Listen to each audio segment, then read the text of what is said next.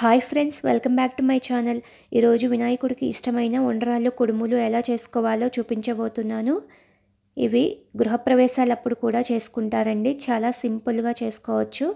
Stove on చేసుకొని pan పెట్టుకొని 2 కప్పుల వాటర్ వేసుకోవాలి. ముందుగా నానబెట్టుకున్న శనగపప్పుని 2 స్పూన్లు వేసుకొని కొద్దిగా కొబ్బరి పొడి కూడా వేసుకోవాలి. ఒక 5 మినిట్స్ ఉడికించుకుంటే ఈ పప్పు కొంచెం మెత్తబడుతుంది. ఇలా చేతిలో పట్టుకొని చూస్తే మెత్తగా అయితే పప్పు ఉడికినట్లేనండి. 3/4 కప్పు బెల్లం, 1/2 స్పూన్ యాలకుల పొడి వేసుకొని బెల్లం కరిగే వరకు కలుపుకోవాలి. వాటర్ ఇలా బాయిలింగ్ అయ్యేటప్పుడు 1 కప్పు బియ్యం పిండి వేసుకొని మొత్తం అంతా కలిసేలాగా కలుపుకోవాలి. ఇలా కలుపుకుంటూ ఉంటే కొద్దిసేపటికి ప్యాన్ నుంచి సెపరేట్ అవుతుంది.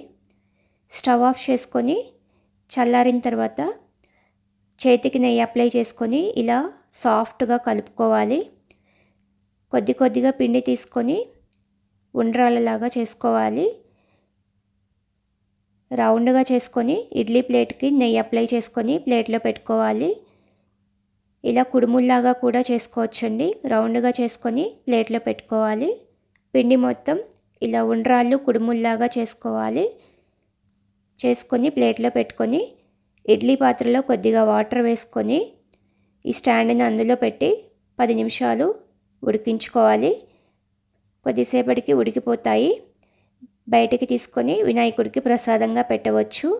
అంతేనండి, ఉండ్రాళ్ళు కుడుములు రెడీ అయిపోయాయి. చాలా సింపుల్గా చేసుకోవచ్చు కదా. మీరు కూడా తప్పకుండా ట్రై చేసి ఎలా కుదిరిందో కామెంట్స్లో తెలియచేయండి. ఈ వీడియో నచ్చితే లైక్, షేర్ అండ్ సబ్స్క్రైబ్ చేసుకోండి.